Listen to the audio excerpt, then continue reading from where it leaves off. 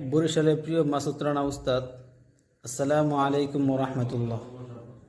আশা করি আপনি ভালো আছেন, আর আল্লাহর রহমতে আমি ভালো আছি, সুস্থ আছি, আলহামদুলিল্লাহ। আজকে ভিডিওটা করা শুধুমাত্র আপনার কৃতজ্ঞতা জ্ঞাপনের জন্য।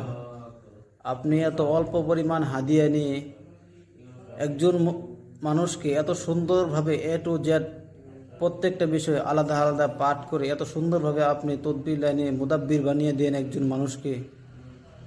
আমার জানা মতো পুরো বাংলাদেশ, এমনকি পুরো পৃথিবীর মধ্যে এরকম কোনো মুদাব্বির আছে কিনা আমার জানা নাই। প্রত্যেকটা মুদাব্বিরই চায় যেন আমি নিজেই যেন মুদাব্বিরি করি, অন্য আর কেউ যেন না শিখুক। কিন্তু আপনার চিন্তা চেতনা এত উপরের লেভেলে, যা বলার বাহিরে। দোয়া করি আল্লাহ তাআলা আপনার চিন্তা ভাবনা আরও উন্নত করে দিক, আল্লাহুম্মা আমিন। উস্তাদ, আপনার কাছ থেকে আমি মুদাব্বিরি শিখে এখন আলহামদুলিল্লাহ পুরা বাংলাদেশের মধ্যে ভালো একটা সাড়া পাচ্ছি। ইতিমধ্যে আমি কয়েকশো রুগী দেখে ফেলছি। এখন এই পরিমাণ রুগী আমার কাছে আসতেছে, আমি কাজ করে কুলাইতে পারতেছি না। সকাল থেকে শুরু হয়, এই রাত্র 10টা 11টা বেজে যায়, তারপর আমি রুগী দেখে শেষ করতে পারতেছি না। এক একটা রুগী দেখার দ্বারা আমার এক একটা ধরনের অভিজ্ঞতা অর্জন হয়।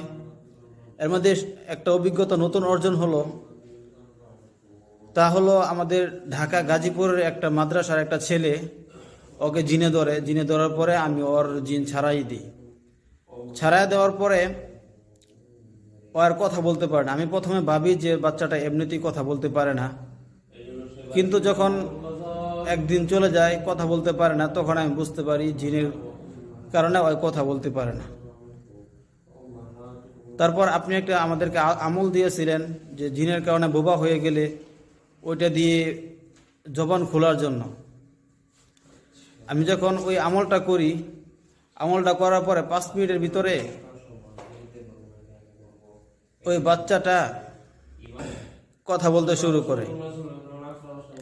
বিষয়টা এরকম ছিল, আমি এমনিতেই সালাম দিয়েছি, আসসালামু আলাইকুম ওয়া রাহমাতুল্লাহ।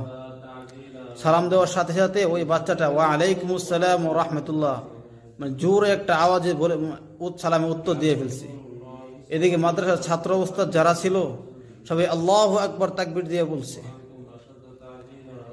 তখনই আমার মধ্যে কোরআনের একটা আজমত, কোরআনের মহত্ব আমার মধ্যে, এমনকি যারা ওই জায়গা দেখছে সবার মধ্যে একটা বরত্ব, আল্লাহ তাআলার একটা আজমত, আল্লাহ তাআলা বরত্ব প্রকাশ পেয়ে গেছে।